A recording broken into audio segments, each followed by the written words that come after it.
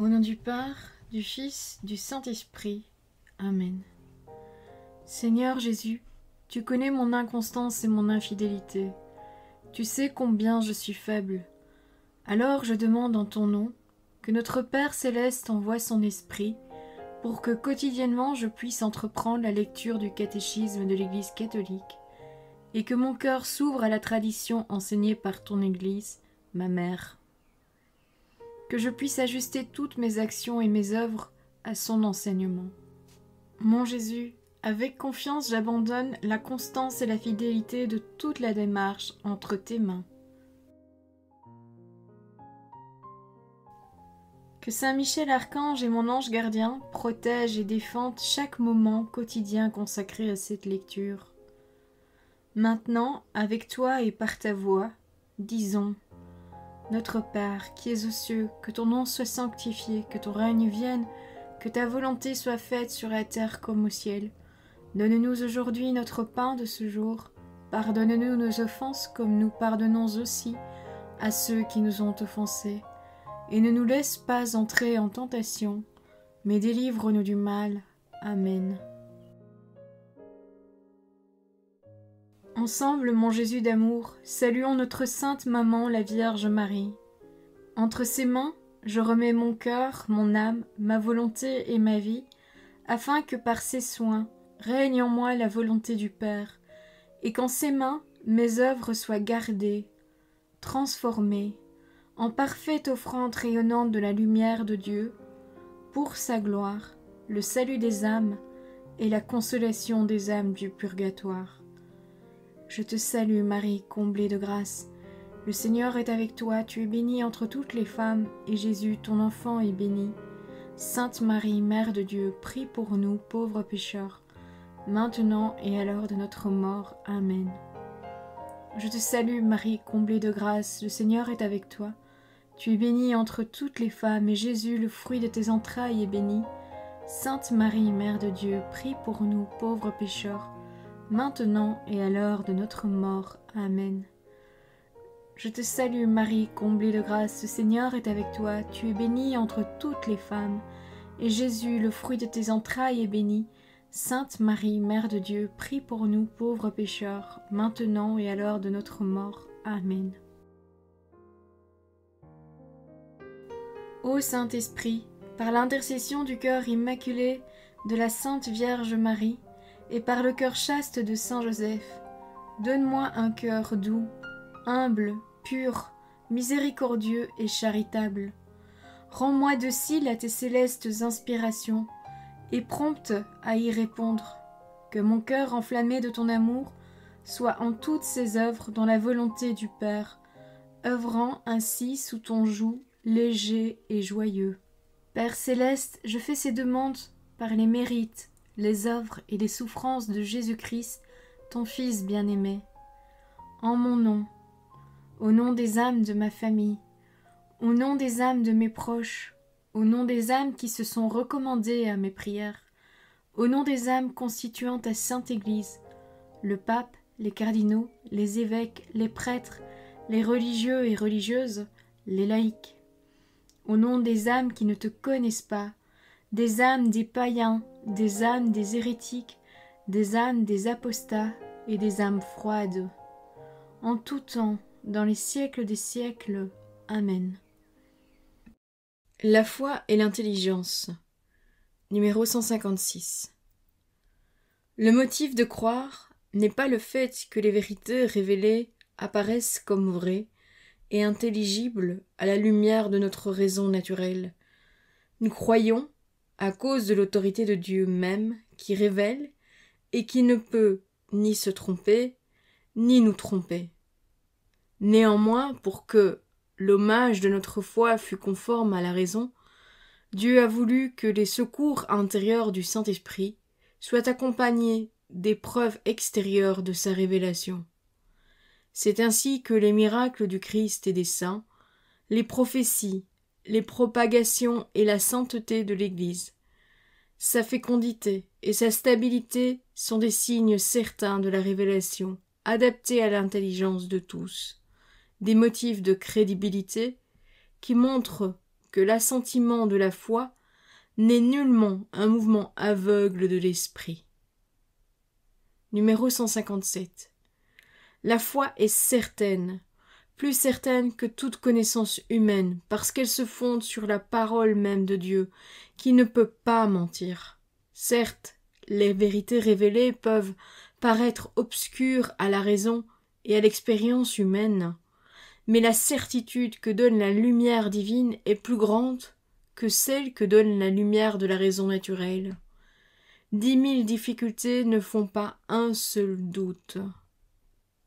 Numéro 158. La foi cherche à comprendre. Il est inhérent à la foi que le croyant désire mieux connaître celui en qui il a mis sa foi et mieux comprendre ce qu'il a révélé. Une connaissance plus pénétrante appellera à son tour une foi plus grande, de plus en plus embrasée d'amour. La grâce de la foi ouvre les yeux du cœur. Voir la lettre aux Éphésiens, chapitre 1, verset 18. Pour une intelligence vive des contenus de la révélation, c'est-à-dire de l'ensemble du dessein de Dieu et des mystères de la foi, de leur lien entre eux et avec le Christ, centre du mystère révélé. Or, pour rendre toujours plus profonde l'intelligence de la révélation, l'Esprit Saint ne cesse, par ses dons, de rendre la foi plus parfaite. Ainsi, selon l'adepte de saint Augustin, je crois pour comprendre, et je comprends pour mieux croire. Numéro 159. Foi et science. Bien que la foi soit au-dessus de la raison, il ne peut jamais y avoir de vrai désaccord entre elles. Puisque le même Dieu qui révèle les mystères et communique la foi a fait descendre dans l'esprit humain la lumière de la raison, Dieu ne pourrait se nier lui-même, ni le vrai contredire jamais le vrai. C'est pourquoi la recherche méthodique dans tous les domaines du savoir, si elle est menée d'une manière vraiment scientifique, et si elle suit les normes de la morale, ne sera jamais réellement opposée à la foi. Les réalités profanes et celles de la foi trouvent l'origine dans le même Dieu. Bien plus, celui qui s'efforce avec persévérance et humilité de pénétrer les secrets des choses, celui-là, même s'il n'en a pas conscience, est comme conduit par la main de Dieu, qui soutient tous les êtres et les fait ce qu'ils sont. La liberté de la foi. Numéro 160. Pour être humaine, la réponse de la foi donnée par l'homme à Dieu doit être volontaire. En conséquence, personne ne doit être contraint à embrasser la foi malgré soi. Par sa nature même, en effet, l'acte de foi a un caractère volontaire. Dieu certes appelle l'homme à le servir en esprit et vérité. Si cet appel oblige l'homme en conscience, il ne le contraint pas. Cela est apparu au plus haut point dans le Christ Jésus. En effet, le Christ a invité à la foi et à la conversion. Il n'y a nullement contraint. Il a rendu témoignage à la vérité, mais il n'a pas voulu l'imposer par la force à ses contradicteurs. Son royaume s'étend grâce à l'amour par lequel le Christ, élevé sur la croix, attire à lui tous les hommes. La nécessité de la foi, numéro 161. Croire en Jésus-Christ et en celui qui l'a envoyé pour notre salut est nécessaire pour obtenir ce salut. Parce que sans la foi, il est impossible de plaire à Dieu. Voir la lettre aux Hébreux, chapitre 11, verset 6. Et d'arriver à partager la conduite de ses fils, personne jamais ne se trouve justifié sans elle, et personne, à moins qu'il n'ait persévéré en elle jusqu'à la fin. Voir l'Évangile selon saint Matthieu, chapitre 10, verset 22, et chapitre 24, verset 13, n'obtiendra la vie éternelle. La persévérance dans la foi, numéro 162. La foi est un don gratuit de Dieu fait à l'homme. Nous pouvons perdre ce don inestimable. Saint Paul en avertit Timothée. Combat le bon combat, possédant foi et bonne conscience, pour s'en être affranchis, certains ont fait naufrage dans la foi. Voilà la première lettre au Timothée, chapitre 1, versets 18 et 19. Pour vivre, croître et persévérer jusqu'à la fin dans la foi, nous devons la nourrir dans la parole de Dieu. Nous devons implorer le Seigneur de l'augmenter et doit agir par la charité. Voir la lettre aux Galates, chapitre 5, verset 6. Être porté par l'espérance et être enraciné dans la foi de l'Église. La foi, commencement de la vie éternelle, numéro 163. La foi nous fait goûter comme à l'avance la joie et la lumière de la vision béatifique, but de notre cheminement ici-bas. Nous verrons alors Dieu face à face. Voir la première lettre aux Corinthiens, chapitre 13, verset 12. Tel qu'il est. Voir la première lettre de Saint Jean, chapitre 3, verset 2. La foi est donc déjà le commencement de la vie éternelle. Tandis que dès maintenant, nous contemplons les bénédictions de la foi comme un reflet dans un miroir, c'est comme si nous possédions déjà les choses merveilleuses dans notre foi, nous assure qu'un jour nous en jouirons. Numéro 164. Maintenant cependant nous cheminons dans la foi, non dans la claire vision. Voir la deuxième lettre aux Corinthiens, chapitre 5, verset 7. Et nous connaissons Dieu comme dans un miroir, d'une manière confuse, imparfaite. Voir la première lettre aux Corinthiens, chapitre 13, verset 12. Lumineuse de par celui en qui elle croit, la foi est vécue souvent dans l'obscurité. Elle peut être mise à l'épreuve. Le monde dans lequel nous vivons semble souvent bien loin de ce que la foi nous assure. Les expériences du mal et de la souffrance, des injustices et de la mort paraissent contredire la bonne nouvelle.